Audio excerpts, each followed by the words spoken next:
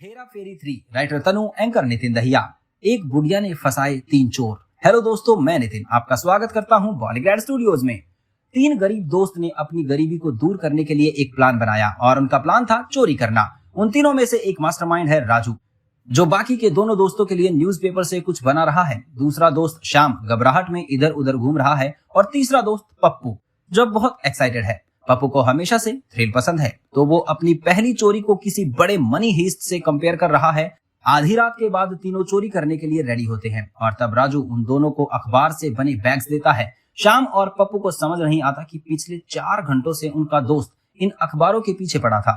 उसने अब ये क्या बनाया है? तो राजू उन्हें बताता है कि ये न्यूज़पेपर से बने बैग्स हैं। तो पप्पू कहता है कि अब अगर चोरी करने निकल रहे हैं तो एटलीस्ट थैला तो अच्छा ले चलो।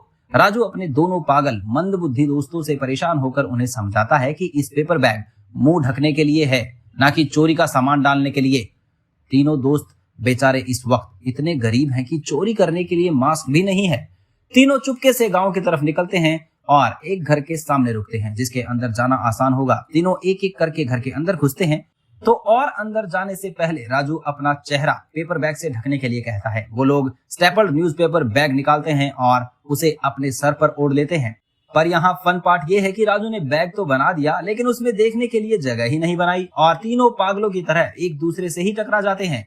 राजू उन्हें चुप रहने को कहता है और फिर पहले तो अपने बैग में दिखने की जगह बनाता है और फिर श्याम और पप्पू के लिए भी करता है। तीनों बिल्कुल रेडी अंदर जाते हैं तो बाहर वाले कमरे में एक बुजुर्ग लेडी लेटी हुई होती है और वो जैसे ही घर की तलाशी लेना शुरू करते हैं वैसे ही वो बुजुर्ग लेडी लेटे लेटे उनकी तरफ देखती है और उन्हें बताती है कि कौन से कमरे में उनके पूर्वजों की ज्वेलरी रखी है। उसकी आवाज सुनते ही तीनों वहीं के वहीं रुक जाते हैं। तो बूढ़ी औरत कहती है कि वो उन्हें सारी चीजों का ठिकाना बताएगी, लेकिन उसके लिए उन्हें पहले उसको आया सपना सुनाना होगा और बताना पड़ेगा कि उस सपने का क्या मतलब है।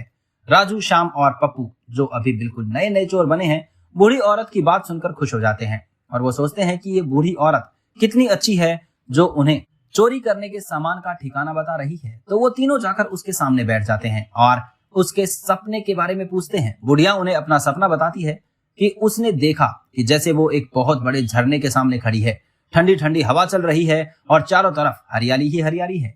लेकिन तभी अचानक वो झरना चलना बंद हो जाता है और कोई उसका जोर से गला दबाने लगता है। तीनों चोरों को डरे हुए चेहरे देखकर बुढ़िया आगे बढ़ती है कि फिर उसने सपने में ही जोर जोर से 3 आवाजें लगाई, बंटी बंटी बंटी।